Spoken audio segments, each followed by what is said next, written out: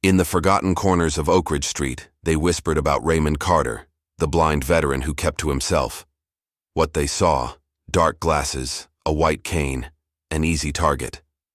What they missed: the way he tracked footsteps like radar, how his shoulders never truly relaxed. When Jax Williams and his crew began their campaign of harassment, the neighborhood looked away. Let the blind man fend for himself.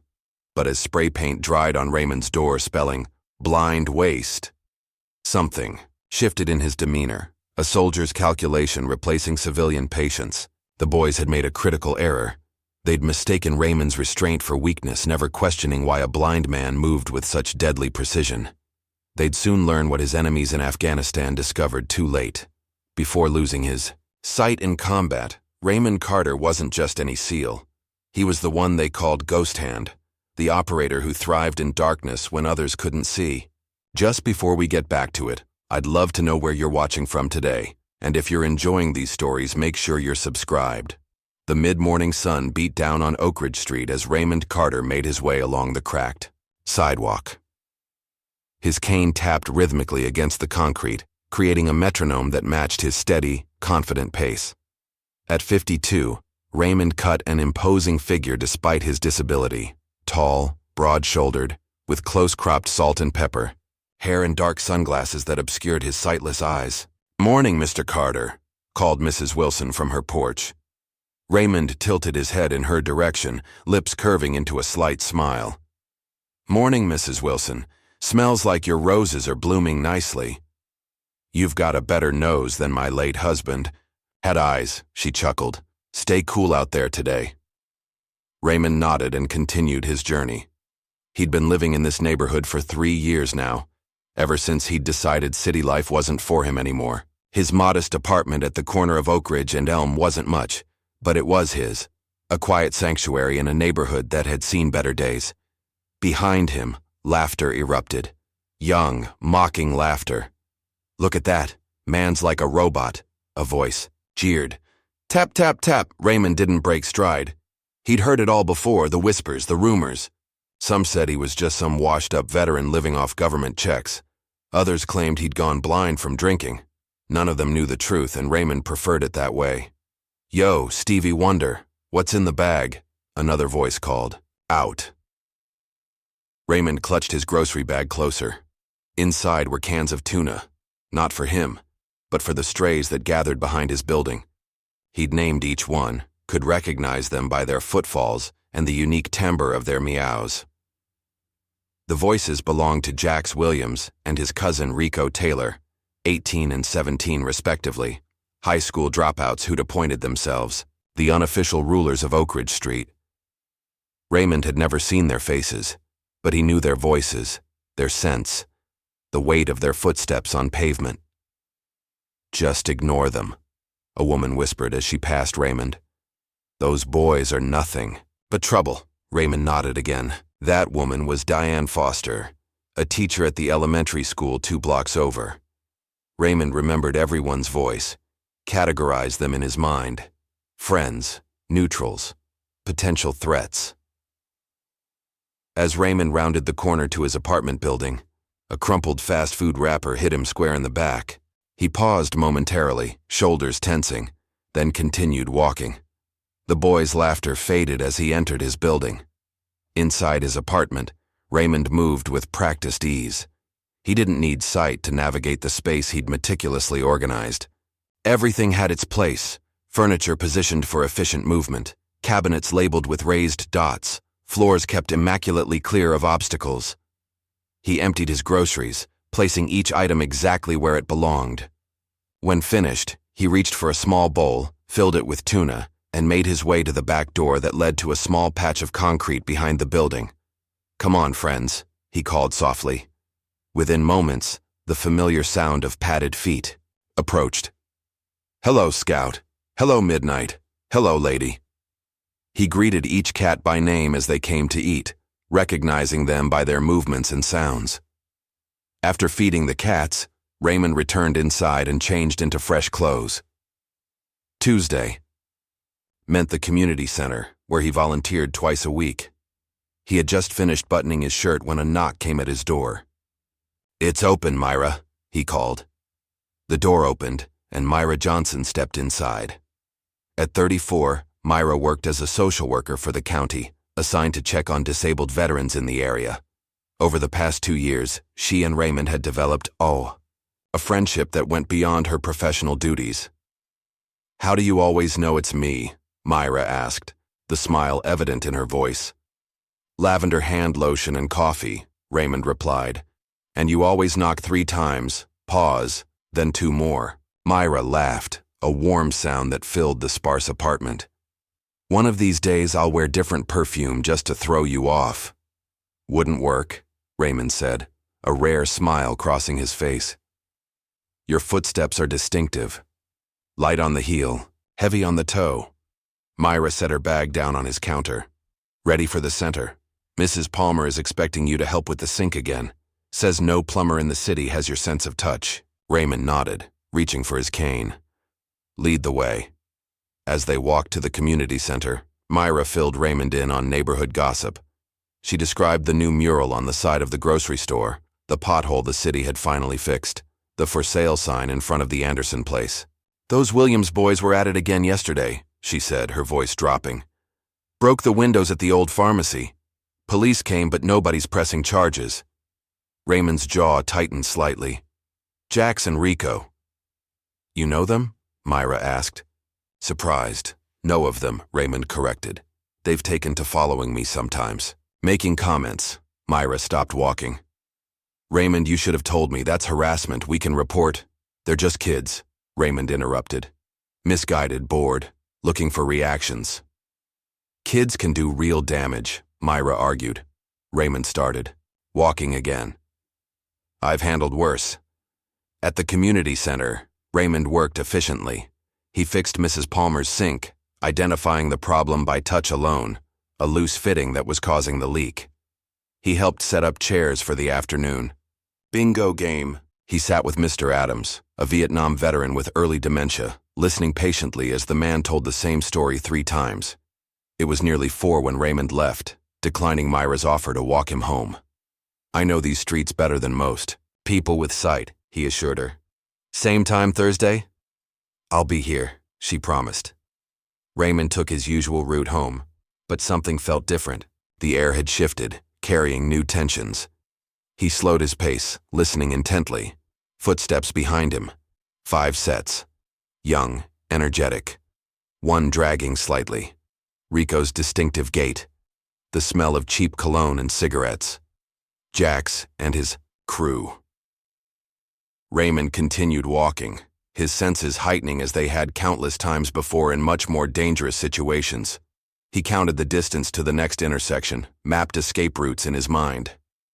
"Yo, old man," Jax called out. "Hold up a minute." Raymond paused, turning toward the voice. "Can I help you boys with something?" The group surrounded him in a loose semicircle. Raymond could feel their positions, sense their movements. 5 teenagers, Jax and Rico, plus 3 others he didn't recognize by sound or scent. "We've been watching you," Jax said, circling Raymond slowly. "Curious about something." "What might that be?" Raymond asked calmly. "You live alone. No visitors except that fine social worker lady. No family coming around." Jax stepped closer. "Got us wondering what you might have stashed away in that apartment." Raymond smiled thinly. "I'm afraid you'd be disappointed. Disabled veterans' pension doesn't leave much for stashing." "Maybe we should find out for ourselves," one of the unknown boys suggested. Raymond felt a hand reach for his cane. In an instant, his fingers loosened, letting the boy snatch it away. "Look at me now, I'm a blind man," the boy mocked, tapping the cane exaggeratedly on the ground. "That's government property," Raymond said evenly. "I suggest you return it." Rico stepped forward, shoving Raymond's shoulder. "Or what? You gonna call the cops? Tell him you saw us take it?" The boys laughed. Raymond stood perfectly still, calculating. He listened to their breathing patterns, their positions, the weight of their movements. He could take them all down in under 10 seconds if he wanted to, but that wasn't who he was anymore. "I'm just trying to get home," Raymond said. No trouble. Maybe trouble found you, Jax replied, stepping closer. A car horn blared nearby, and a woman's voice called out, "Everything okay over there?" The boys hesitated, then Jax nodded to the one holding Raymond's cane. "Give it back, for now." The cane was thrust roughly into Raymond's chest. He caught it smoothly. "See you around, old Aunt," Jax said, "and count on it." As the boys walked away, laughing and shoving each other, Raymond remained still, listening to their retreat. Only when they had turned the corner did he continue his journey home. That evening, as Raymond sat in his apartment, his mind drifted to another time, underwater in complete darkness, blindfolded during SEAL training. The instructors had tied his hands, dropped him 40 feet down, and told him to find his way to the surface. Many had panicked. Raymond had remained calm, orienting himself by the subtle pressure changes, the faint sounds traveling through water. He'd learned then that blindness could be an advantage in the right circumstances. A knock at his door interrupted his thoughts. "Door's unlocked," he called. Myra entered, her footsteps quick, agitated. "Mrs. Harper saw those boys surrounding you today. Why didn't you call me?" Raymond sighed. "Because it wasn't necessary." "Raymond, this is serious. First verbal harassment, now physical intimidation. They're testing boundaries," Raymond said. "Nothing more." Myra sat heavily on his couch. "There's something I don't understand. You're clearly capable, clearly intelligent. Why do you let them treat you this way? Why not stand up for yourself?" Raymond turned to face her, his expression unreadable behind his dark glasses. "Who says I'm not?" The following morning, Raymond woke before dawn. As was his habit, he completed 50 push-ups, 50 sit-ups, and a series of stretches that kept his aging body combat-ready. Then he showered, dressed, and prepared for his day. Wednesday meant a trip to the grocery store, and then the barber shop. Raymond was halfway down the block when he heard hurried footsteps approaching from behind. "Mr. Carter! Mr. Carter, wait up!" It was Danny Adams, Mr. Adams's grandson, a 14-year-old who often volunteered at the community center. "What can I do for you, Danny?" Raymond asked as the boy reached him. "I just wanted to warn you," Danny said, his voice low. "Jax and them are saying things about robbing your place." Raymond nodded. "Thank you for telling me." "Aren't you scared?" Danny asked, incredulous. "Fear is a choice," Raymond replied. "So is preparation." At the barber shop, the usual crowd of older men were gathered, some waiting for haircuts, others just there for the conversation. Raymond took his usual seat, nodding greetings to the regulars. "Usual trim, Ray?" asked Henry, the owner. "Yes, thank you," Raymond replied. As Henry draped the cape around Raymond's shoulders, the conversation in the shop turned to the recent vandalism in the neighborhood. "Those Williams kids again," someone muttered. "Police won't do nothing." "Somebody ought to teach those boys a lesson," another voice added. "Shame what they're doing to that blind vet," a third voice said. "Man serves his country, comes home, can't even walk down the street in peace." An older voice spoke up from the corner. It was Leroy Jackson, a 70-year-old former Marine who rarely joined the conversations. "Y'all don't know who that man is," he said quietly. The shop fell silent for a moment. "What's that supposed to mean, Leroy?" Henry asked. But Leroy just shook his head and returned to his newspaper. "Nothing. Just saying people should be careful who they mess with in this world." Conversation shifted to safer topics: baseball scores, weather forecasts, local politics. Raymond sat silently as Henry trimmed his hair, listening to the ebb and flow of the talk around him. When Raymond returned to his apartment that afternoon, he sensed immediately that something was wrong. The air smelled different: spray paint and cigarettes. He reached out to touch his door and felt the still tacky paint under his fingertips. Carefully, he unlocked his door and went inside, locking it behind him. He made his way to the bedroom closet, reached to the top shelf, and brought down a small wooden box. Inside were his medals: Bronze Star, Silver Star, Purple Heart, along with a folded American flag and a photograph. Raymond ran his fingers gently over the items, seeing them in his mind's eye. The photo showed 6 men in desert camouflage, arms around each other's shoulders, the mountains of Afghanistan rising behind them. 5 of those men were still alive. The 6th had died in Raymond's arms. Outside, Raymond could hear Jax and his crew laughing, probably admiring their handiwork. He replaced the items in the box, returned it to the shelf, and went to make himself dinner. Tomorrow would be soon enough to clean the door. That night, Myra called. "I heard about your door," she said without preamble. "I'm coming over to help you clean it." "Already done," Raymond lied. "Don't worry about it." "Raymond," Myra's voice was frustrated. "You can't keep letting this happen. You need to report it." "And then what?" Raymond asked. "The police file a report that goes nowhere? The boys get more attention, which is what they want." "No, Myra, there are better ways." "What ways?" she demanded. Raymond was silent for a long moment. Some fights are won before the first punch is thrown. The next morning, Raymond heard the whispers as he walked down the street. People had seen his door, seen the words "blind waste" painted in crude letters. Some offered help, which he politely declined.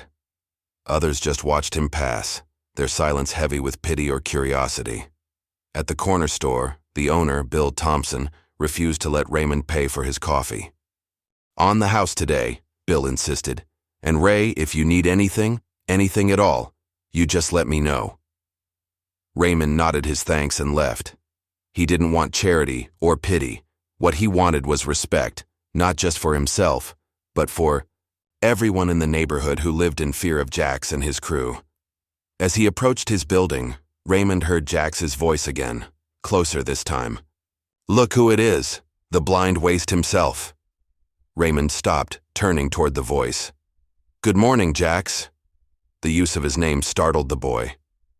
"How'd you know it was me?" "I may not have eyes that work, but I have other ways of seeing," Raymond replied. "For instance, I know there are 4 of you. You, Rico, and 2 others, one wearing heavy boots, one with keys jangling in his pocket." The boys shifted uncomfortably. "I also know you're the ones who painted my door," Raymond continued. "The paint is still under your fingernails. I can smell it." "Man, that's freaky," one of the unknown boys muttered. "What do you want?" Jax demanded, trying to maintain his bravado. "Nothing," Raymond said simply. "Just heading home." "Yeah, well, next time it won't just be your door getting messed up," Jax threatened. Raymond nodded. "That's your choice, just like it's my choice how I respond." He turned and continued to his building, feeling their eyes on his back the entire way. Inside, Raymond went straight to his phone and dialed Myra's number. "It's time," he said when she answered. "I need you to look into something for me." The morning sunlight filtered through the blinds in Raymond's apartment as he methodically cleaned his door, removing the spray paint with careful, practiced motions. 3 years of living alone had taught him to handle such tasks efficiently, even without sight. As he worked, he listened to the neighborhood waking up, doors opening and closing, cars starting, children's voices as they headed to school. Across the street, in a rundown duplex with peeling paint, Jax Williams paced, his bedroom, his mind racing. Raymond Carter was getting too much attention. People were talking about him, offering help, showing sympathy. It made Jax's blood boil. "We need to do something bigger," Jax told his cousin Rico, who was sprawled on the threadbare couch, scrolling through his phone. "Something public. Show everyone he's nothing special." Rico looked up, uncertainty flickering across his face. "I don't know, man. There's something off about that guy. The way he knew it was us yesterday." "He got lucky," Jax snapped. "Probably heard your big mouth before we got there." Rico shrugged, unconvinced. "What are you thinking?" A slow smile spread across Jax's face. "The community barbecue this weekend. Everyone will be there. Perfect time to show them who really runs this neighborhood." Across town, in a modest office cluttered with files and family photos, Myra Johnson sat at her computer, frowning at the screen. She'd been digging into Raymond's service record, calling in favors from contacts at the VA. What she'd found left her stunned. Her desk phone rang, startling her from her thoughts. "Myra Johnson speaking." "Ms. Johnson?" "This is Frank Donovan. I got your message about Raymond Carter." Myra sat up straighter. Frank Donovan was a name she recognized from her research, a retired Navy commander who had served with Raymond. "Thank you for calling back, Commander Donovan. I'm trying to understand more about Mr. Carter's background. He's being targeted by some local troublemakers, and I'm concerned for his safety." A short laugh came through the phone. "Ma'am, with all due respect, it's not Raymond's safety you should be worried about." "What do you mean?" "Raymond Carter wasn't just a SEAL. He was part of an elite counter-terrorism unit. We called him Ghosthand. Could move through a compound in total darkness, take down targets without making a sound. The man was a legend." Myra swallowed hard. "But he's blind now. Vulnerable." "Let me tell you something about Raymond," Donovan said, his voice low and serious. "After he lost his sight, he insisted on staying with the unit as a trainer. Taught himself to fight without eyes, would put blindfolds on the new recruits and still take down every single one of them. Trust me, Ms. Johnson, Raymond Carter is the least vulnerable man you'll ever meet." After hanging up, Myra sat in silence for several minutes, processing what she'd learned. Then she grabbed her purse and headed for the door. She needed to talk to Raymond. Saturday arrived bright and clear. Perfect weather for the annual community barbecue at Oakridge Park. By noon, the grills were fired up, music was playing, and neighbors were gathering, spreading blankets on the grass or claiming picnic tables. Raymond arrived alone, navigating the familiar park paths with ease. He carried a covered dish, his contribution to the potluck, a cornbread recipe passed down from his grandmother.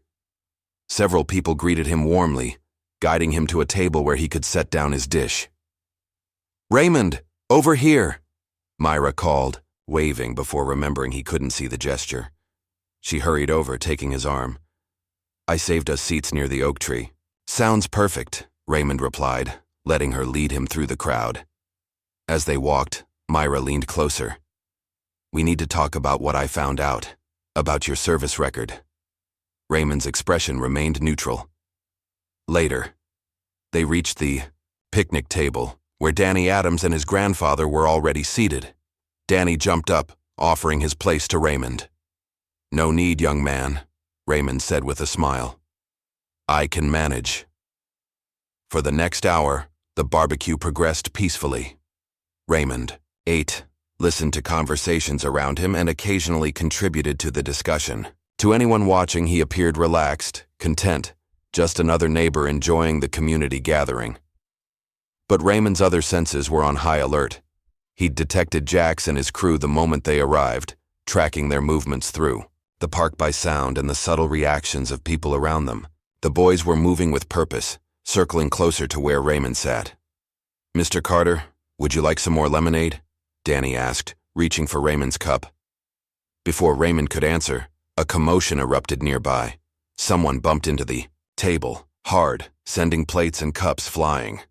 Raymond steadied himself, instinctively catching Danny's arm to prevent the boy from falling. "Watch where you're going, blind man," Jax's voice rang out, deliberately loud. "Oh wait, you can't!" The surrounding conversations died away as people turned to look. Raymond could feel the tension in the air, the collective held breath of the crowd. "My mistake," Raymond said calmly, reaching down to pick up a fallen napkin. "Yeah, your whole life is a mistake," Jax continued, encouraged by the audience.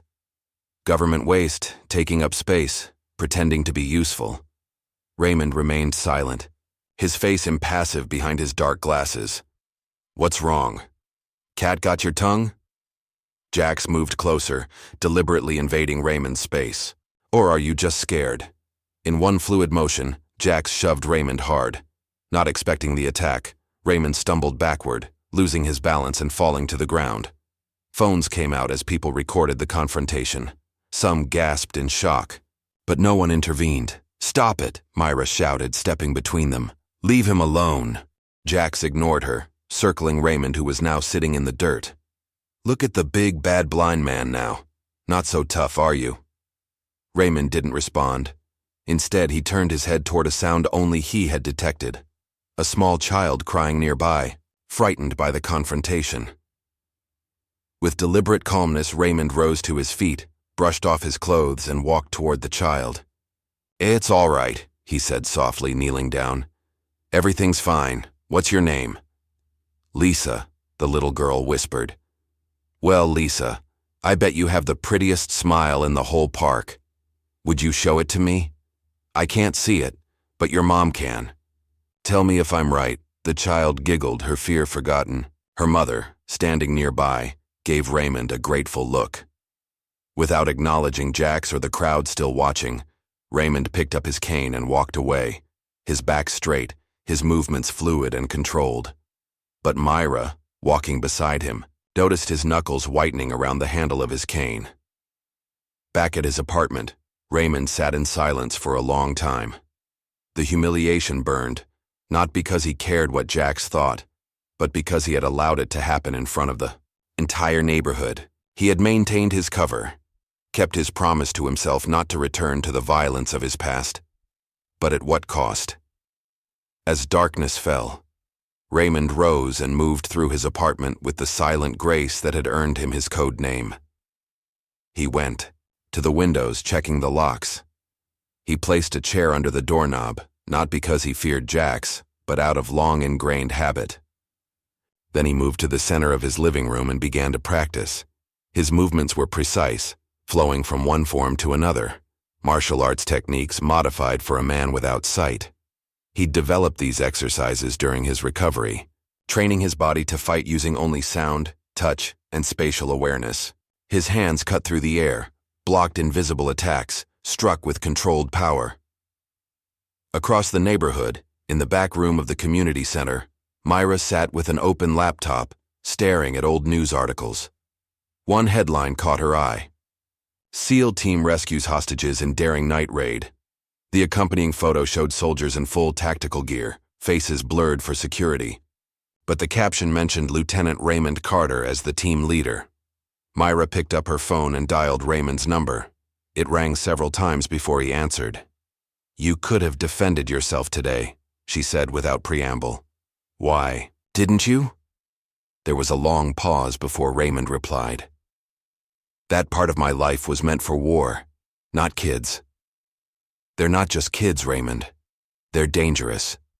What they're doing is criminal." "And what would you have me do? Break Jax's arm in front of the whole neighborhood? Become the violent blind veteran they already half believe I am?" Myra sighed. "I'm not saying that. But you can't keep letting them target you." "I'm not," Raymond said quietly. "But there are ways to fight without fighting." The conversation ended shortly after, with Myra promising to check on him the next day. As she hung up, she couldn't shake the feeling that something had changed in Raymond's voice, a resolution, a decision made. The following night, Jax and Rico crept toward Raymond's apartment building. Rico looked nervous, constantly glancing over his shoulder. "This is stupid, man," he whispered. "We should just leave him alone." "Shut up," Jax hissed. "I want to see what he's got in there. Maybe some meds we can sell, maybe cash." They reached Raymond's door, and Jax pulled out a small crowbar. Working quickly, he pried open the window next to the door, creating just enough space for Rico to squeeze through. "Go on," Jax urged. "I'll keep watch." Reluctantly, Rico climbed through the window, landing as quietly as possible in Raymond's living room. The apartment was dark and silent. Rico fumbled for his phone, turning on the flashlight. The beam swept across the room, revealing sparse, neat furnishings. Rico moved toward the bedroom, where a small wooden box sat on the dresser. He opened it cautiously. Inside were medals, gleaming in the flashlight beam. Rico picked up one, reading the inscription. "Silver Star, Operation Phantom Dagger." Beneath, it lay a photograph of soldiers in combat gear. He recognized Raymond immediately, younger, standing tall, eyes clear and focused. Rico's blood ran cold. He replaced the medal carefully and backed out of the room, suddenly eager to leave. But as he turned toward the window, his foot caught on something, a tripwire Raymond had set up. A lamp crashed to the floor, shattering in the silence. "Jax!" Rico hissed in panic. "We gotta go!" Outside, Jax heard the noise and ran. leaving Rico to scramble out the window alone. As Rico fled down the street, he couldn't shake the image of that medal, that photograph. The man they had been tormenting wasn't who they thought he was. The next morning, Raymond discovered the broken window and lamp. He ran his fingers along the floor, finding shoe prints in the dust. Size 10, worn on the outside edge. Rico's distinctive footwear. As Raymond cleaned up the glass, his mind was already formulating a plan. The boys had crossed a line. It was time to show them who they were really dealing with. That night, as Jax slept fitfully in his bedroom, he was unaware of the silent figure outside his window. Raymond stood in the shadows, listening to the house, mapping its layout in his mind. He wasn't there to hurt anyone, just to gather information, to prepare. Back in his apartment, Raymond walked slowly to his closet, pulled out a sealed chest from the back corner, and removed the lock. Inside lay folded his old uniform, his dog tags, and a set of combat knives, mementos from a life he had thought was behind him. He ran his fingers over the knives, feeling their familiar weight and balance. Then he closed the chest, replaced it in the closet, and sat on the edge of his bed. Not yet, he whispered to himself, but soon. The morning after the break-in, Raymond made his way to the hardware store 6 blocks from his apartment. His movements were purposeful, his mind working through calculations and strategies that had once been second nature to him. "Morning, Mr. Carter," greeted Tom Bailey, the store owner. "What can I help you with today?" "Fishing line, the strongest you have. And some small bells," Raymond replied, his deep voice steady. Tom raised an eyebrow but asked no questions as he gathered the items. Raymond had been a regular customer since moving to the neighborhood, often purchasing odd combinations of items that somehow always made sense later. "Anything else?" Tom asked. Raymond tilted his head, considering. "Some thin wire and duct tape." As Tom rang up the purchases, he cleared his throat. "Heard about what happened at the barbecue, and that someone broke into your place. You okay?" "I'm fine," Raymond assured him. "Just taking some precautions." Back at his apartment, Raymond worked methodically, setting up a series of nearly invisible tripwires around the perimeter of his building. He positioned them at ankle height near the windows and fire escape, not to injure, but to alert and disorient. Each wire connected to small bells hidden in strategic locations. To most, they would be invisible. To Raymond, they were an early warning system only he could interpret. That evening, as darkness fell, Marcus Davis, one of Jax's newer recruits, approached Raymond's building. Jax had sent him to scout the place, maybe break another window, if the opportunity arose. Marcus moved quietly, hugging the shadows, feeling like a real gangster on his first solo mission. As he crept along the side of the building, his foot caught something thin and taut. There was a soft jangling sound, and Marcus froze. Nothing happened. No lights came on. No alarm sounded. Breathing a sigh of relief, he continued forward, only to trigger a second wire. This time, something clattered to the ground nearby, causing him to jump back in fright. Heart pounding, Marcus decided he'd seen enough. As he turned to leave, he noticed something that hadn't been there before, a small piece of paper pinned to the wall at eye level. Squinting in the darkness, he made out the words, "Next time, I won't be so kind." Marcus ran, not stopping until he was 3 blocks away. When he finally paused to catch his breath, he realized his hands were shaking. Something about that note, about the precision of those hidden wires, had triggered a primal fear in him. When he reported back to Jax, his voice trembled slightly. "Man, he knew we were coming, had traps set up and everything." Jax scoffed. "Traps? What, like Home Alone? Give me a break." "I'm serious," Marcus insisted. "It was freaky, like he was waiting for us." "You're just scared of a blind old man," Jax mocked, but a seed of doubt had been planted. The following day, Raymond sat in his usual spot at the community center, listening to the ebb and flow of conversations around him. Myra approached, her footsteps distinctive even among the crowd. "I heard someone tried to break in again last night," she said, sitting beside him. Raymond nodded. "Just testing the waters." Your traps worked then? A small smile crossed Raymond's face. They weren't meant to catch, just to send a message. Myra leaned closer, lowering her voice. Raymond, I've been doing more research. About Operation Phantom Dagger. About how you got those silver stars. Raymond's posture stiffened slightly. That was another life. These kids don't know who they're dealing with, do they? No, Raymond agreed. And I'd prefer to keep it that way. For the next 3 days, Raymond continued his psychological warfare. He moved silently through the neighborhood at night, leaving subtle signs that only Jax and his crew would recognize.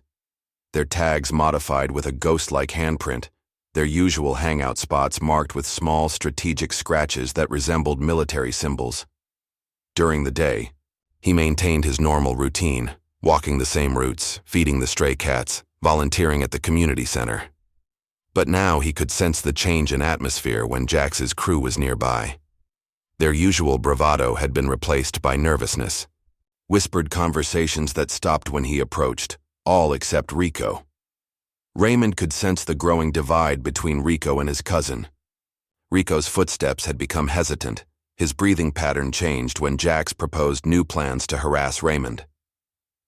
One evening, as Raymond returned from the community center, he heard the distinctive sound of metal scratching against metal. Someone keying a car. He turned his head slightly, focusing on the sound.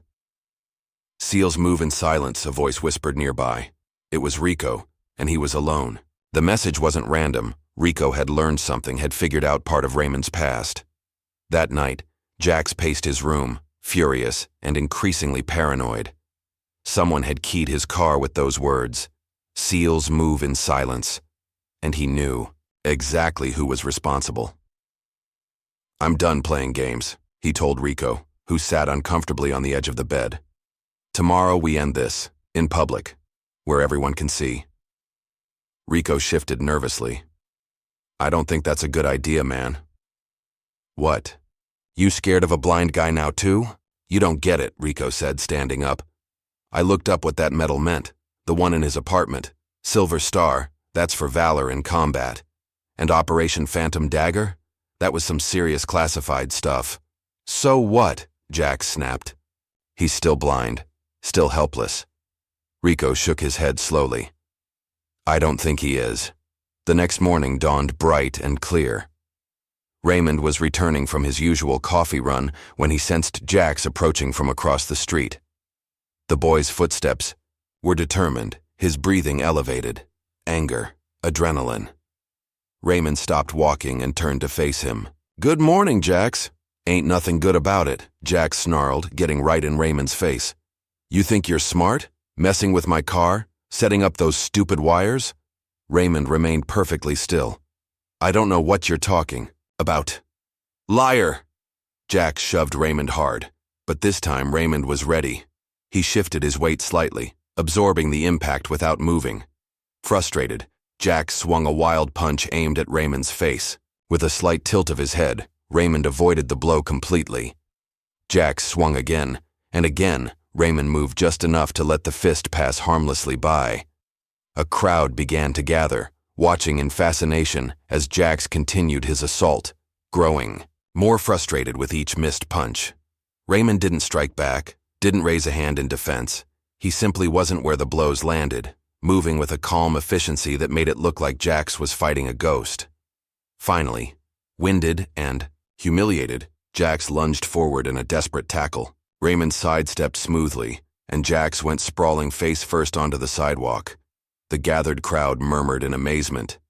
"He didn't even touch him," someone whispered, and still won. Raymond extended a hand toward Jax. "Need help up?" Jax slapped the hand away and scrambled to his feet. "This isn't over," he hissed, backing away. "Not by a long shot." As Jax retreated, Raymond could sense the shift in the community's perception. The whispers had changed from pity to something approaching respect. But he took no satisfaction in it. The confrontation had forced him to reveal a fraction of his abilities, and he knew what would come next. Escalation.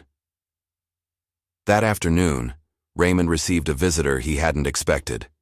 Rico Taylor stood nervously at his door, shifting from foot to foot. "Can I come in?" Rico asked, his voice uncertain. Raymond nodded and stepped aside. Inside, Rico marveled at how organized everything was, how a blind man could navigate this space with such confidence. "You were Navy, weren't you?" Rico asked finally. "Not just Navy, something special." Raymond sat down, gesturing for Rico to do the same. "Why are you here, Rico?" Rico swallowed hard. "To warn you, Jax is madder than I've ever seen him. He's called in some older guys from uptown, guys with real weapons. And you're telling me this because..." Rico paused, struggling to articulate his feelings. "Because what we've been doing is wrong. And because whatever you were before, whoever you were, you didn't deserve this." Raymond nodded slowly. "Thank you for the warning." After Rico left, Raymond sat motionless for a long time, his mind drifting back to Afghanistan. The mission had gone wrong from the start. Bad intelligence, unexpected resistance. His team had been ambushed in a narrow mountain pass. In the chaos that followed, Raymond had dragged his wounded teammate to cover, shielding the man's body with his own when the grenade landed nearby. The explosion had taken his sight but saved his friend's life. That night, Raymond prepared. He moved his furniture, creating clear paths throughout the apartment. He positioned weapons in strategic locations, not guns, but items that could be used effectively. A heavy flashlight by the door, a walking stick near the window, a kitchen knife behind the bathroom door. He changed into dark clothing, removed his watch and anything that might make noise. Then he waited, listening to the neighborhood settling into its nighttime rhythm. Around midnight he heard them, multiple sets of footsteps approaching his building, moving with attempted stealth. 5 people, maybe 6, one with a distinctive limp, another breathing heavily, a smoker. Jax's voice whispering instructions, the subtle metallic sound of a weapon being checked. They didn't trip his outer alarms. Someone had warned them about the tripwires. Probably Rico, despite his change of heart. Raymond didn't hold it against him. Loyalty was a complicated thing. The intruders split up, covering different entry points. Raymond remained perfectly still in the center of his living room, tuning his senses to track each one. The window latch being tested. Footsteps on the fire escape. Someone picking the lock on his back door. The first one to enter was the smoker. Raymond could pinpoint him by scent alone. The man moved cautiously into the dark apartment, flashlight beams sweeping across the room. Raymond waited until the beam passed him, then moved. 3 silent steps brought him behind the intruder. A precisely applied pressure point to the neck, and the man collapsed without a sound. The second and third intruders entered through the bedroom window. Raymond was waiting, having calculated the most likely entry points. He used the environment to his advantage. A strategically placed end table caused one to trip, crashing into the other. Before they could recover, Raymond had incapacitated both with quick, efficient strikes to pressure points that would leave them unconscious, but unharmed. The fourth intruder, hearing the commotion, burst through the front door, wielding what sounded like a baseball bat. Raymond ducked the wild swing, caught the bat on its backswing, and used the man's momentum to send him stumbling into the wall. A quick strike to the solar plexus left him gasping on the floor. Only Jax remained, cornered in the stairwell outside. Raymond could hear his panicked breathing, the creak of the floorboards as he shifted his weight, preparing to flee. "Lesson's over," Raymond called softly, his voice carrying in the silence. Jax's response was to charge up the stairs, swinging a crowbar wildly. Raymond deflected the blow with his forearm, twisted the weapon from Jax's grasp, and pinned him against the wall. Not hurting him, just immobilizing him. "Listen carefully," Raymond said, his voice calm but firm. "This ends tonight. No more vandalism, no more harassment, no more breaking into people's homes." "What are you gonna do?" Jax spat, struggling against Raymond's grip. "Kill me? If I wanted to hurt you, you'd already be hurt," Raymond replied. "But that's not who I am anymore." He released Jax, stepping back. "Go home. Take your friends with you when they wake up. And remember, next time, I might not be so restrained." Jax stood frozen for a moment, then turned and fled down the stairs. Raymond listened to his retreating footsteps, then returned to his apartment to check on the other intruders. None were seriously injured, just unconscious or winded. He positioned them near the door for easy exit once they recovered, then sat down in his chair to wait. One by one, the intruders awoke and slipped away into the night. None spoke. None looked back. By dawn, Raymond was alone again, his apartment silent except for the ticking of the clock on the wall. The commotion from the previous night had not gone unnoticed. By mid-morning, patrol cars were parked outside Raymond's building, and Officer Mike Daniels was knocking on his door. "Mr. Carter, got a minute?" the officer called. Raymond opened the door, dressed in his usual neat attire, no sign of the previous night's activities. "Good morning, officer. What can I do for you?" "Got reports of a disturbance here last night. Loud noises, possible break-in." Officer Daniels studied Raymond's face, looking for signs of trauma or distress. "You okay?" "I'm fine," Raymond replied calmly. "Had some unwelcome visitors, but they left without causing much trouble. A small crowd had gathered in the street below, neighbors watching with curious eyes. Mrs. Wilson from across the hall stepped forward. "Those hooligans have been harassing Mr. Carter for weeks," she told the officer, "breaking his windows, vandalizing his door, and he never once complained."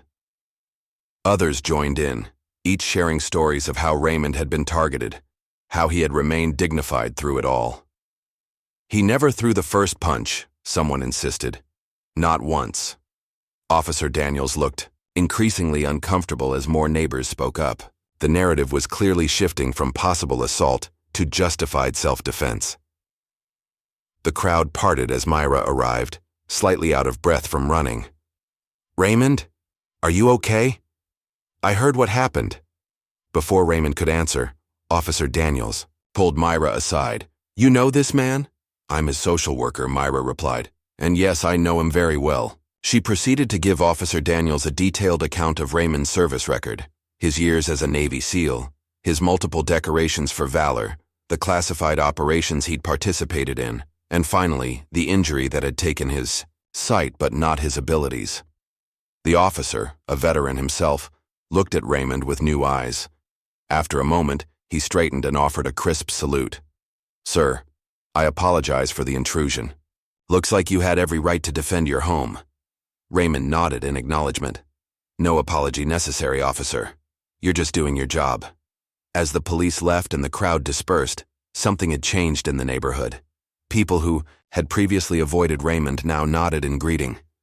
A few stopped to shake his hand or offer words of support. The whispers that followed him now carried notes of respect rather than pity. Over the next few days, Raymond noticed other changes. The graffiti that had covered his door was cleaned away by neighbors who left no note, seeking no thanks. The broken window was repaired by Tom from the hardware store, who refused payment. "Least we can do," he insisted. Even the physical space around Raymond seemed different. People made way for him on the sidewalk not out of pity for his blindness, but out of respect for who he was. Strangers greeted him by name, having heard the story from others. A week after the incident, Myra brought news during her regular visit. "Jax is in juvenile detention," she told Raymond. "Not just for what he did to you, but for a string of other offenses. The judge made an example of him." Raymond nodded, taking in the information without visible reaction. "And the others?" "Rico's been keeping his nose clean, even volunteered at the community center yesterday." Myra paused. "The older guys? The ones with weapons? They've disappeared. Word is they don't want anything to do with the blind man's neighborhood anymore."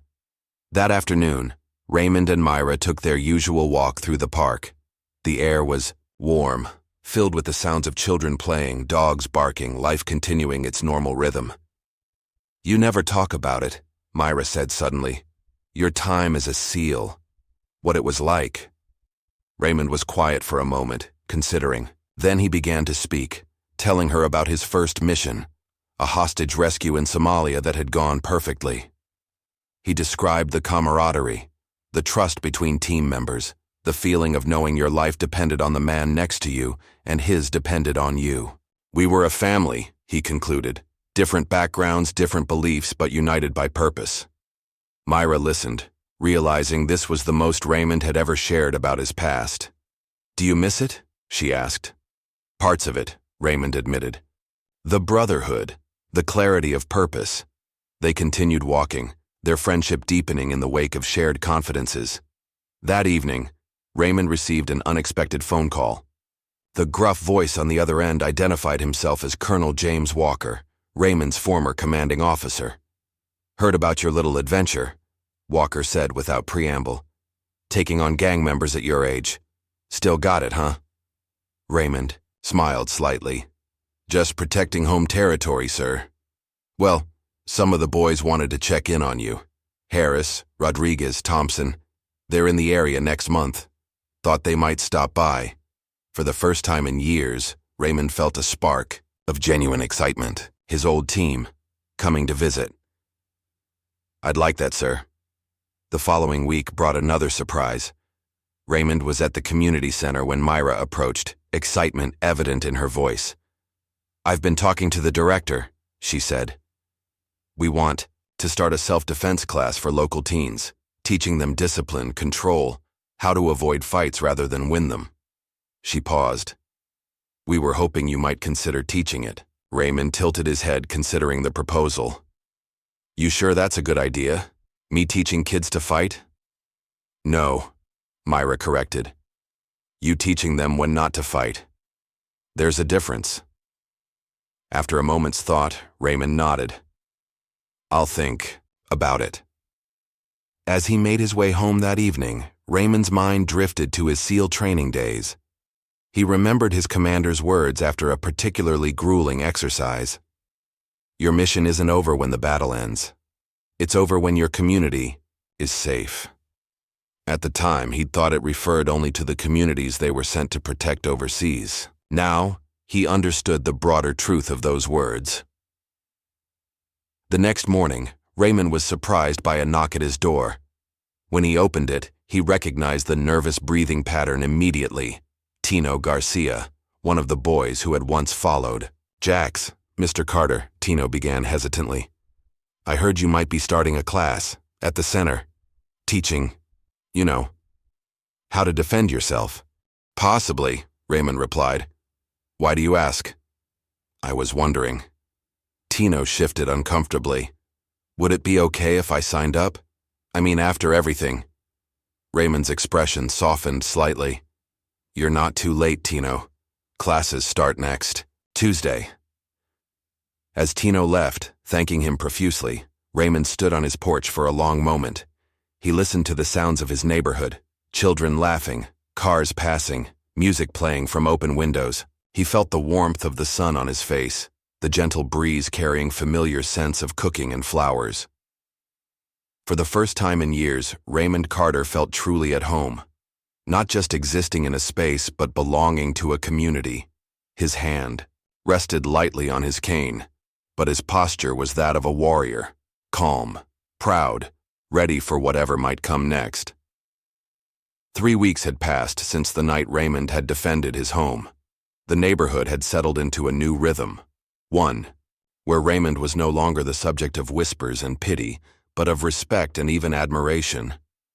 His self-defense classes at the community center had quickly filled with eager students, mostly teenagers looking for discipline and direction. Raymond was returning from his morning coffee run when he sensed Myra approaching.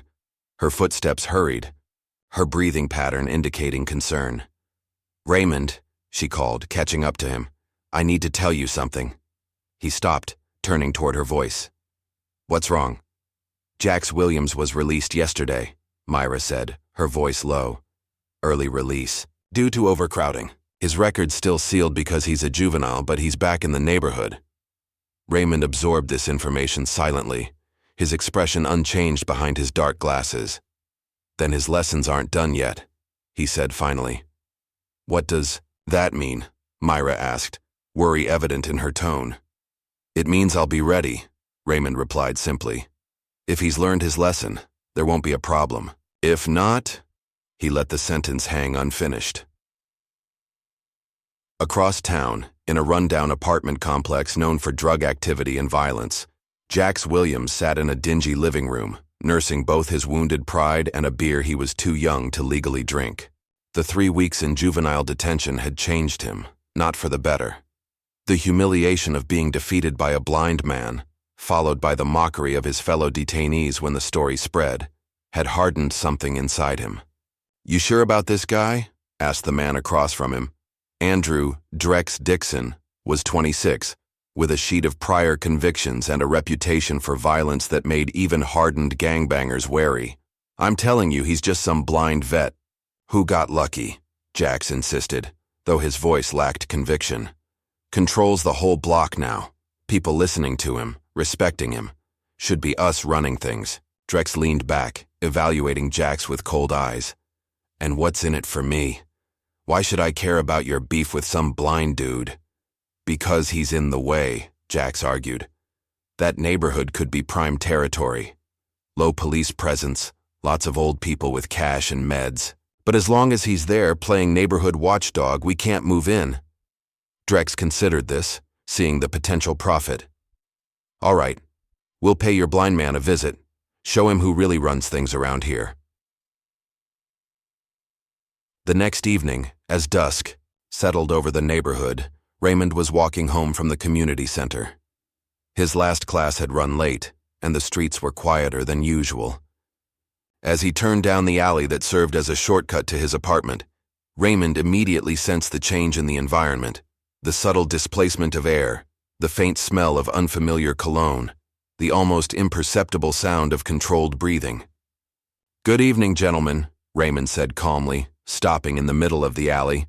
"3 of you, if I'm not mistaken." A low whistle cut through the darkness. "Man, they weren't kidding about you," came a voice, older, harder than Jax's. "Got ears like a bat." "Better," Raymond corrected.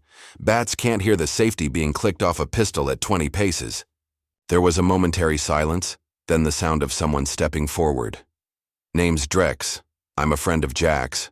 Thought we should have a little chat about the neighborhood." "Nothing to discuss," Raymond replied evenly. "This neighborhood is under my protection now." A harsh laugh echoed off the brick walls. "Protection? What are you gonna do, blind man? You got lucky with some punk kids. We're different." Raymond stood perfectly still, mapping their positions by sound. Drex was directly in front, confident and armed. 2 others flanked him, one to the left, nervously shifting his weight, also armed, one to the right, larger, breathing heavily through his nose. "Last chance to walk away," Raymond offered. Instead of answering, Drex nodded to his companions. The larger man rushed forward, swinging something heavy, a length of chain by the sound of it. Raymond tilted his head slightly, listening to the whistle of the weapon through air, then stepped aside at the last possible moment. The chain smashed into the brick wall where he had been standing. Before the man could recover, Raymond had swept his legs from under him, sending him crashing to the ground. The second man charged, switchblade extended. Raymond caught his wrist mid-thrust, applied precise pressure to a nerve cluster, and the knife clattered to the pavement as the man's fingers went numb. Drex stood motionless, watching with growing unease as Raymond systematically disarmed his companions without apparent effort. When Raymond turned toward him, Drex raised his pistol. "Don't move," he ordered, voice betraying a hint of uncertainty. "The problem with guns," Raymond said conversationally, taking a step forward, "is that they make you overconfident." In a blur of movement, Raymond closed the distance between them. There was a sharp crack as his palm connected with Drex's wrist, and the gun went spinning into the darkness. Before Drex could react, he found himself in a vice-like hold, his arm twisted behind his back, Raymond's voice calm in his ear. "Listen carefully," Raymond said. "This neighborhood is off limits. To you, to Jax, to anyone looking to cause trouble. Spread the word." He released Drex with a slight push. The 3 men gathered themselves, backing away warily. "This isn't over," Drex warned, but his threat sounded hollow even to his own ears. "It can be," Raymond replied. "That's entirely up to you." As they disappeared into the night, Raymond stood motionless, listening to their retreating footsteps. The confrontation had lasted less than a minute, but he knew it wouldn't be the last. Jax was escalating, bringing in more dangerous players. The stakes were rising. The incident in the alley didn't remain secret for long. By the following morning, the story had spread throughout the neighborhood, embellished with each retelling until Raymond had supposedly disarmed a dozen armed gangsters using only his pinky finger. The response was immediate and unexpected. Neighbors began watching out for each other, reporting suspicious activities, forming an informal neighborhood watch. Raymond became the center of this burgeoning community effort, though he neither sought nor welcomed the attention. At the community center, attendance at Raymond's self-defense classes doubled. Parents began accompanying their children, eager to learn from the man who had stood up to the neighborhood's tormentors. Among the new faces was one Raymond recognized immediately: Rico Taylor, Jax's cousin who had warned him about the night raid. Rico kept to himself during class, watching silently from the back, his expression unreadable. After class, as the other students filtered out, Rico approached Raymond. "Mr. Carter," he began hesitantly, "I heard about what happened with Drex." Raymond nodded. "Word travels fast. Jax is furious," Rico continued, lowering his voice. "He thinks you've made him look weak. He's planning something big to get back at you and the whole neighborhood." "And you're telling me this because?" Rico hesitated, choosing his words carefully. "Because I'm done with all that. Seeing you that night, how you could have hurt us, but didn't. It made me think about things differently." Raymond considered this, head tilted slightly as though studying Rico's face despite his blindness. "There's a wall needs repainting at the community center," he said finally. "Graffiti. Myra's looking for volunteers." Rico nodded, understanding the implied invitation. "I'll be there tomorrow morning." As Rico turned to leave, Myra entered, witnessing the exchange with surprise. "Was that Rico Taylor?" she asked after he'd gone. "He's looking for a way back," Raymond explained. "Everyone deserves that chance." Myra sat beside him, her voice serious. "There's something else you should know. Some of Jax's new friends, they're not just neighborhood thugs. They're connected to actual gangs. Drex has a record for armed robbery, assault. This is getting dangerous, Raymond." "It already was," Raymond replied calmly. "The difference is now they know it too." Across town, Jax paced angrily in Drex's apartment, furious at the night's failure. "You said you'd handle him," he shouted. "Three of you couldn't take down one blind man?" Drex's eyes narrowed dangerously. "Watch your tone, boy. That blind man is something else. Military trained, special forces maybe. This isn't some game anymore." "So what, we just give up?" Jax demanded. "Let him win?" "No," Drex replied, his voice hardening. "We change tactics. Stop going after him directly. Hit him where it really hurts." "What do you mean?" Drex smiled coldly. "That community center he cares so much about. Imagine if something were to happen to it." Jax considered. This, a slow smile spreading across his face. "Like a fire?" "Exactly." Drex nodded. "Accidents happen all the time in old buildings like that." The plan took shape quickly. They would strike at night when the building was empty. Molotov cocktails through the windows would ensure maximum damage. The message would be clear. "Cross Drex and Jax, and everything you care about burns." Unknown to them, Tino Garcia, one of Jax's former followers who had since joined Raymond's class, overheard their conversation at a local convenience store. Horrified, he slipped away and ran straight to Raymond's apartment. "Mr. Carter," Tino gasped, pounding on Raymond's door. "They're going to burn down the community center. Tonight." Raymond listened calmly as Tino explained what he'd overheard. When the boy finished, Raymond nodded once. "Thank you for telling me, Tino. Go home now. Stay there." After Tino left, Raymond made 2 phone calls, one to Myra, warning her to stay away from the center that night, and one to Officer Daniels, sharing what he'd learned. Then he began to prepare. Night descended on the neighborhood, bringing with it a tense silence. The community center stood dark and seemingly unprotected, its windows reflecting the moonlight. Inside, however, Raymond moved with silent efficiency, preparing the building as he had once prepared ambush sites in hostile territory. He had arrived hours earlier, using his intimate knowledge of the building's layout to set up a defensive perimeter. The center's newly installed security system had been temporarily modified, lights positioned to create momentary blindness when triggered, the sprinkler system recalibrated to deploy a special fire suppression foam rather than water. Raymond positioned himself near the main entrance, his senses tuned to the night. He wore dark clothing, his movements fluid and silent as he completed final preparations. This wasn't about fighting. It was about prevention, about ensuring that no one got hurt and the center remained standing. Around midnight, he detected movement outside, car doors closing softly, whispered instructions, the distinctive sound of glass bottles clinking together, 4 individuals approaching from different directions, trying to surround the building. Raymond recognized Jax's nervous breathing, Drex's confident stride. The other 2 were unknowns, but their movements suggested experience with this kind of operation. They converged on the building, each carrying makeshift incendiary devices, bottles filled with gasoline, rags serving as wicks.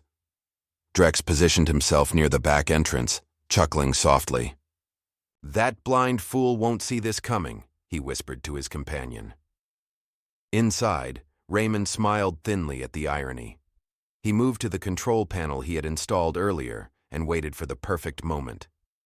Drex struck a lighter, the flame illuminating his face in the darkness. As he prepared to light the rag stuffed into the bottle, Raymond activated the system. Instantly, blinding light flooded the area, accompanied by a piercing alarm. The sprinklers deployed, coating Drex in fire suppression foam before he could throw the bottle. Disoriented and temporarily blinded by the sudden light, Drex stumbled backward, dropping the unlit Molotov cocktail. Before he could recover, Raymond was behind him, moving through the darkness with practiced ease. A precise strike to Drex's solar plexus left him gasping for air, followed by a sweep of his legs that sent him crashing to the ground. "Stay down," Raymond commanded, his voice cutting through the chaos. With efficient movements, he secured Drex's wrists with zip ties, then turned his attention to the others. On the other side of the building, Jax panicked at the sudden commotion. He dropped his bottle and fled down the alley, abandoning his companions, without hesitation. As he rounded the corner, a figure stepped into his path. "You can't keep doing this," Rico said, standing firmly in Jax's way. Jax skidded to a halt, surprise giving way to anger. "Get out of my way, traitor." "No," Rico replied, his voice steady. "It's over, Jax. The police are on their way." Fury overtook Jax's features. He lunged forward, fist raised to strike his cousin.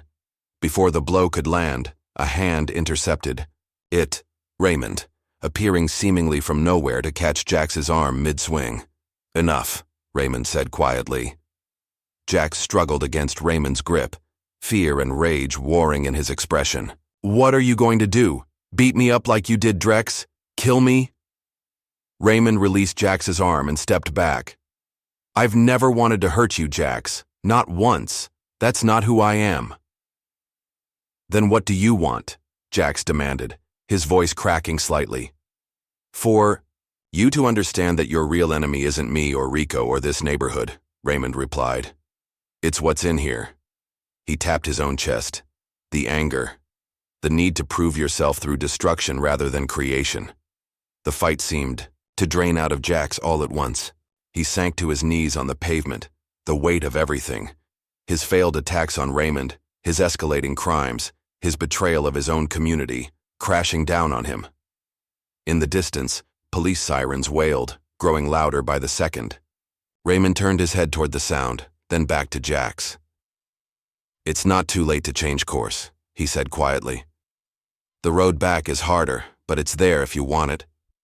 When the police cars pulled up, lights flashing, the scene they found was unexpected.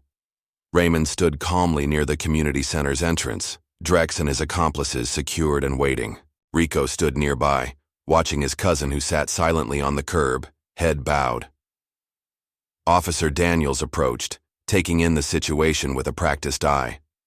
"Looks like you had things under control before we even got here," he observed, nodding respectfully to Raymond. "Just protecting what matters," Raymond replied. The officers moved efficiently, securing the suspects and collecting evidence. When they approached Jax, He offered no resistance, allowing himself to be handcuffed and led to a patrol car. As he was guided toward the vehicle, he turned suddenly. "Rico," he called. "Tell him I'm sorry." Rico nodded, the simple gesture an acknowledgement of both the apology and the long road his cousin had ahead. After the police had departed with the suspects, Raymond, Rico, and several neighbors who had been awakened by the commotion surveyed the community center. Despite the night's events, the building stood undamaged, protected by Raymond's foresight and planning. "You knew they were coming," Rico said. Not a question, but a statement of understanding. Raymond nodded. Sometimes the best defense is anticipation. The following morning, Myra organized an impromptu press conference on the steps of the community center. Local news crews gathered, attracted by the story of a blind veteran who had prevented an arson attempt and helped capture a wanted criminal. The truth about Raymond Carter's background should be officially acknowledged, Myra told the assembled reporters and neighbors. He's not just a disabled veteran. He's a decorated Navy SEAL who has continued to serve his community long after leaving the battlefield. She turned to Raymond, who stood quietly beside her. "That's why I'm asking the City Council to approve funding for a new youth martial arts and mentorship program under Mr. Carter's guidance. A program designed to give young people in this neighborhood the discipline, respect, and purpose that can keep them from making the wrong choices." The crowd erupted in applause, neighbors calling out their support. Raymond remained stoic, uncomfortable with the attention but recognizing the importance of the moment. Later that evening, as Raymond sat alone in his apartment, he found himself fingering the patch from his old SEAL unit, the emblem he had, once worn with such pride. He held it up to a photograph of his fallen teammate speaking softly. "Still protecting people, brother," he whispered. "Just a different kind of battlefield." Outside, the neighborhood had transformed. Neighbors who had once avoided each other now gathered on porches, sharing stories and keeping watch. Children played freely in yards that had previously been deemed too dangerous. The community had rallied, finding strength in unity. The next morning, Raymond was surprised to discover a group of volunteers repainting the community center. Led by Rico and several of Raymond's students, they had covered the building's faded exterior with fresh paint. Above the door, newly stenciled, letters proclaimed, "Carter Community House, Strength and Silence." Raymond stood before the building, listening to the sounds of brushes on wood, friendly conversation, shared purpose. For the first time since losing his sight, he felt truly seen, not for his disability, not even for his military past, but for who he had become. A quiet guardian, a teacher, a catalyst for change. The storm had come, just as he had anticipated. But unlike the enemies he had faced on distant battlefields, this one had been defeated not through superior firepower or tactical advantage, but through preparedness, restraint, and the power of community. It was a different kind of victory, quieter, more profound, and infinitely more satisfying. A crisp autumn morning brought a buzz of activity to the newly renamed Carter Community House. Inside the main hall, 25 students of varying ages stood in neat rows, attentively following Raymond's instructions. It was the first official day of his expanded martial arts and self-defense program, now formally supported by city funding. "Self-defense begins with awareness," Raymond explained, his deep voice carrying throughout the room. "Not just of your surroundings, but of yourself, your capabilities, your limitations, your reactions under pressure." He moved confidently across the front of the room, his cane tucked under one arm, unneeded in this space he knew by heart. The students watched with rapt attention, a mix of teenagers, parents, even a few seniors who had decided it was never too late to learn. At the side of the room stood Rico Taylor, now Raymond's official assistant instructor. The transformation in the young man was remarkable. Gone was the sullen teenager who had once followed Jax's lead. In his place stood a confident, articulate young man who carried himself with newfound dignity. "Rico will demonstrate the basic stance," Raymond continued, nodding toward his assistant. "Remember, balance is everything. A strong foundation makes everything else possible." As Rico demonstrated the proper positioning, Raymond moved through, the rows of students making small corrections with gentle touches, adjusting an elbow here, straightening a back there. His sense of space and position was uncanny, allowing him to navigate between students without hesitation. After class, as the students filtered out, Myra arrived carrying a large envelope. "Special delivery," she announced, handing it to Raymond. "From Juvenile Hall." Raymond ran his fingers over the envelope, feeling the weight of the papers inside. "Jax?" "Yes," Myra confirmed. "He asked me to give it to you personally." Back in his apartment, Raymond sat at his kitchen table while Myra read the letter aloud. "Mr. Carter," she began. "I don't know if you'll even read this, but I had to write it anyway. These past weeks have given me a lot of time to think. I was angry, but your silence spoke louder than my noise ever could." The letter continued, describing Jax's reflections on his actions and the consequences they had brought, not just for himself, but for his family and community. He wrote about watching news reports of Raymond's growing program, about the shame he felt for having tried to destroy something so positive. "I don't expect forgiveness," the letter concluded, "but I wanted you to know that whatever happens when I get out, I won't be the same person who went in. That's on you. In a good way." Silence filled the apartment after Myra finished reading. Raymond sat motionless, processing the words. "Do you believe him?" Myra asked finally. Raymond tilted his head thoughtfully. "People can change. I've seen it before."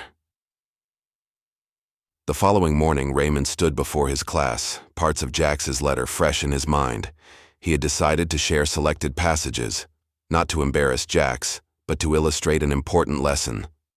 "I received a letter yesterday," he began, "from someone who once saw me as an enemy. He wrote I was angry, but your silence spoke louder than my noise ever could." The room was completely still as Raymond continued. "These words remind us of something essential. Our choices have consequences, for ourselves and others, but they also remind us that it's never too late to choose a different path." Among the students, Rico shifted uncomfortably, recognizing his cousin's words. After class, he approached Raymond. "You didn't have to do that," he said quietly. "Read his letter, I mean."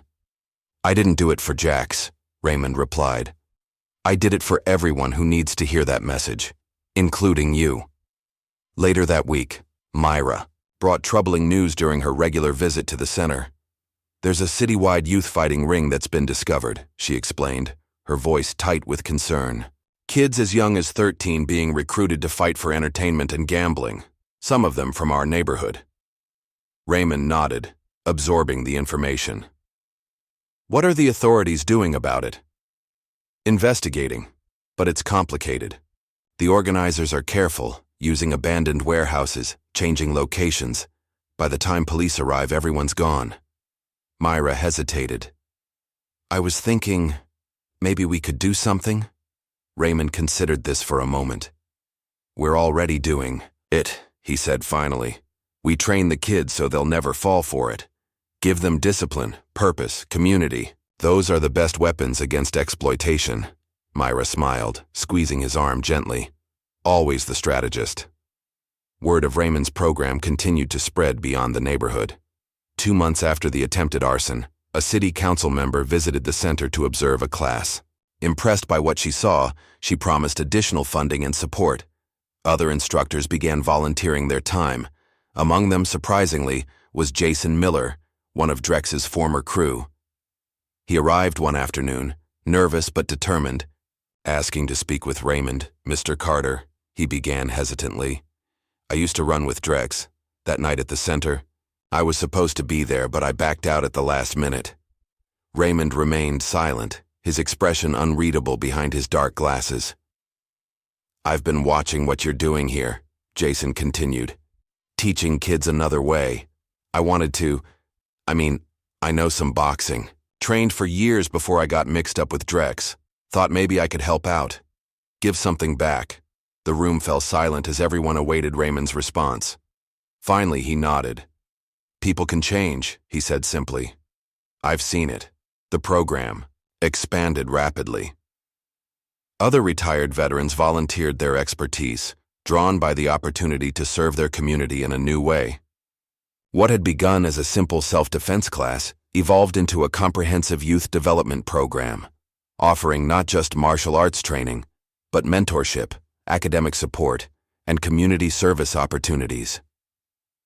Raymond remained the heart of the program, his quiet strength setting the tone for everything they did. He rarely spoke about his military past, preferring to focus on the present and future. But occasionally, when a student faced particular challenges, he would share a carefully chosen story from his SEAL days, not about combat, but about overcoming fear, about supporting teammates, about finding strength in adversity. 3 months into the expanded program, the community center hosted a youth summit focused on neighborhood improvement. To everyone's surprise, Rico volunteered to be one of the speakers, standing before a crowd of peers, community leaders, and reporters. Rico spoke with unexpected eloquence about his own journey. 6 months ago, I was heading down a path that leads nowhere good, he admitted, following people who didn't care about me or this community. Then I saw something I'd never seen before. A man who could have hurt us, could have reported us. To the police, could have done a lot of things. Instead, he showed restraint, showed mercy. One man's calm presence turned a gang member into a mentor. The room erupted in applause. Raymond, seated at the back, nodded slightly, his expression softened by pride. The following week brought another milestone. The mayor arrived at the community center for a formal ceremony, presenting Raymond with a plaque recognizing his contributions to neighborhood safety and youth development.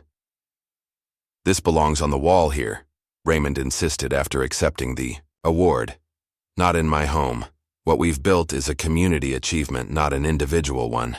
As the program's first season drew to a close, Raymond introduced a new tradition. Students who completed the full course would receive a special patch, shaped like a hand, with one side blank and the other embroidered with their name.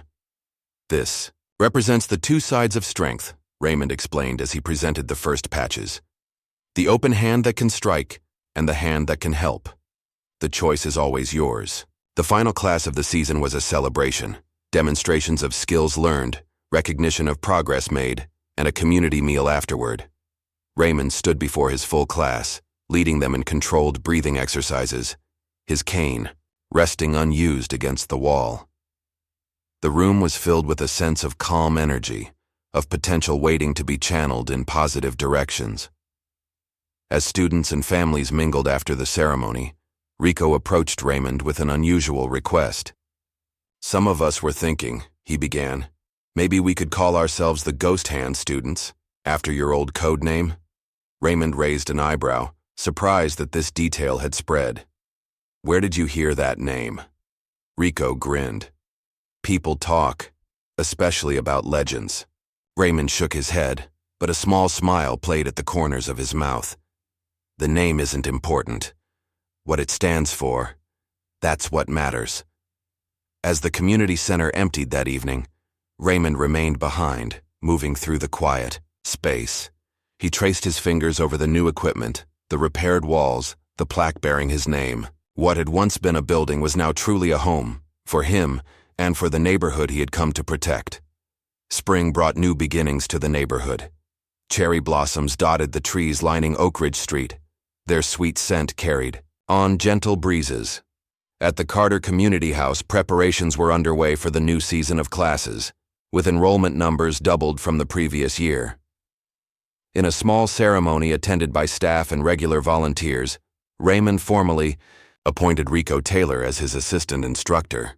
"You've earned this," Raymond said, handing Rico an instructor's uniform, "not just through skill, but through character." Rico accepted the uniform with uncharacteristic solemnity, aware of the responsibility it represented. "I won't let you down," he promised. "I know," Raymond replied simply. The program's success continued to spread beyond the neighborhood. When a regional martial arts tournament was announced, several of Raymond's students decided to enter. Among them was Tino Garcia, whose transformation, from nervous follower to confident competitor, had been remarkable to witness. The day of the tournament arrived with much excitement. Raymond attended with Myra at his side, listening attentively as she described the matches, the competitors, the reactions of the crowd. When Tino's final match was announced, The entire Carter Community House contingent erupted in cheers. "He's facing someone twice his size," Myra whispered to Raymond, "a kid from uptown with 3 years more experience." Raymond nodded, unconcerned. Size and experience matter less than heart and preparation. The match was hard-fought but decisive. Using techniques Raymond had taught him, focusing on leverage rather than strength, patience rather than aggression, Tino emerged victorious. As he accepted his medal, he turned toward where Raymond sat and bowed deeply. "He's dedicating it to you," Myra explained, her voice thick with emotion. "He just said, 'This is for the man who didn't fight me, but taught me.'" A rare, full smile crossed Raymond's face. The following week brought an unexpected visitor to the neighborhood. A car with official government plates parked outside Raymond's apartment building. The driver, a young man in a crisp military uniform, escorted another visitor to Raymond's door, Jax Williams, recently released from juvenile detention. Raymond sensed their approach, recognizing Jax's footsteps despite the subtle changes in his gait, more measured now, less aggressive. "Mr. Carter," Jax began when Raymond opened the door. "I didn't know if you'd want to see me." "Come in," Raymond replied, stepping aside. The military driver explained that Jax had been placed in a special rehabilitation program for juvenile offenders, one that included community service under supervision. Jax had specifically requested assignment to the Carter Community House. "It's your call, sir," the driver said respectfully. "Given your background, the program administrator thought it appropriate to defer to your judgment." After the driver left to wait in the car, Raymond and Jax sat in silence for several moments. "Why here?" Raymond asked finally. "Of all the places you could serve your time?" Jax took a deep breath. "Because I need to fix what I tried to break," he answered, his voice steadier than it had been in their previous encounters. "I can't take back what I did, but I can try to make something better going forward." Raymond considered this, his expression unreadable. "There's a back wall at the center that needs repainting," he said finally. "You can start there." Over the next few weeks, Jax worked quietly at the community center, keeping to himself, speaking only when spoken to. He painted the back wall as instructed, but didn't stop there. He fixed broken chairs, repaired playground equipment, cleaned gutters. He worked with a focus and determination that surprised everyone who had known him before. One afternoon, a group of local artists approached Raymond with a proposal. They wanted to create a mural on the newly painted back wall, something that would represent the spirit of the center and the neighborhood. "What did you have in mind?" Raymond asked. "A silhouette," the lead artist explained. "A man standing, with a cane facing a storm, but untouched by it. We want to call it the Quiet Warrior." Raymond hesitated, uncomfortable with being the subject of such attention. But before he could respond, Jack spoke up from where he had been sweeping nearby. "It should be more than just him," Jack suggested. "Maybe add silhouettes of students behind him. Show how one person's strength can spread to others." The artists loved the idea. Work on the mural began immediately, with Jax volunteering to assist after his regular duties were complete. As summer approached, another development emerged from Raymond's growing influence. Inspired by his example, a support group for blind and disabled veterans opened in a vacant storefront next to the community center. Myra helped lead the launch, drawing on her experience as a social worker and her friendship with Raymond. "Would you consider speaking at the opening?" she asked Raymond one afternoon. "You know I'm not one for speeches," he reminded her. "Just a few words," Myra pressed. "These men and women look up to you, Raymond.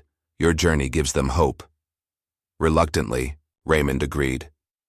The day of the opening, he stood before a room full of veterans facing challenges similar to his own. For once, he set aside his natural reticence and spoke from the heart about his journey from darkness to purpose, from isolation to community. The impact was immediate and profound. Several veterans approached afterward, asking to join his program, not as students, but as instructors sharing their own unique skills and perspectives. In early July, Raymond made a solitary journey to the Veterans Memorial Wall downtown. It was an anniversary he observed privately each year, the day he had lost his sight but saved his teammate. Running his fingers over the engraved names, he paused at one in particular. Staff Sergeant Michael Prentice, who had died 2 years after that fateful mission from complications related to his injuries. "We built something good here, brother," Raymond whispered to the cold stone. "Wish you could see it." As he turned to leave, Raymond was approached by a reporter who recognized him from news coverage of the community center. "Mr. Carter, the boss," reporter called. "Could I have a moment of your time? I'd love to do a feature story on your program." Raymond's first instinct was to decline, as he had with similar requests in the past. But something made him pause. Perhaps it was the anniversary. Perhaps the realization that wider attention could help other communities replicate what they had built. "A short interview," he agreed. "About the program, not about me." The reporter's story, published the following week, went viral. Requests poured in for interviews, television appearances, speaking engagements. Raymond declined most, preferring to stay focused on the neighborhood and the work that remained to be done. The mayor, sensing a political opportunity, declared an official Carter Community Appreciation Day in August. Despite Raymond's protests, the event moved forward, complete with music, food vendors, and speeches from local officials. "No speeches for me," Raymond insisted when Myra tried to prepare him for the event. "They'll expect something," she warned. "Then, they'll be disappointed," he replied firmly. But Raymond had underestimated his students. As the mayor called for him to come forward and speak, the entire class of young martial artists moved into formation at the center of the park. In perfect synchronization, they performed a kata, a choreographed sequence of movements that they had been practicing in secret for weeks. The demonstration ended with all students bowing deeply toward Raymond, their unified movement creating a wave of respect that needed no words. The crowd erupted in applause. Raymond, sensing what had happened through the sounds and Myra's whispered description, bowed in return, a rare public acknowledgement of his role as their teacher. As the celebration continued around him, Raymond found himself approached by an unexpected visitor, Myra's young daughter, Lily. "Mr. Raymond," the 7-year-old asked, tugging at his sleeve, "do you ever miss the battlefield?" Myra started to redirect her daughter, but Raymond held up a hand. He knelt down to the child's level, his expression thoughtful. "Every day," he answered honestly. "But here, I'm still fighting, just for a better kind of peace." That evening, as darkness fell and the celebration wound down, Raymond made his way home alone. He preferred it that way, walking the familiar streets guided by memory and sound. The neighborhood had changed so much in the past year. Businesses that had been boarded up were reopening. Families sat on porches that had once been abandoned. Children laughed and played in yards where drug deals had once taken place. The night was calm, filled with the ordinary sounds of a community at peace. Distant televisions, conversations, through open windows, a dog barking at a squirrel. For the first time in a long time, Raymond felt a weight lift from his shoulders. Not the vigilance, that would never leave him, but the loneliness that had been his constant companion since leaving the service. As he climbed the steps to his apartment, Raymond paused, turning his face toward the gentle summer breeze. He listened to the distant laughter of children, to the music playing from a passing car, to the rhythm of a neighborhood finding its voice again. And for the first time in a very long time, Raymond Carter smiled, a full, unguarded smile that transformed his stern features. The man they had, once called Ghosthand, had found his place, not on the battlefield, but here, in the quiet streets of a neighborhood that had become a home, among people who had become a family. His silence had indeed spoken louder than words ever could. Have you ever wondered what battles the quiet stranger next door might have fought before crossing your path? If this story moved you, like and subscribe for more tales of hidden strength and unexpected heroes.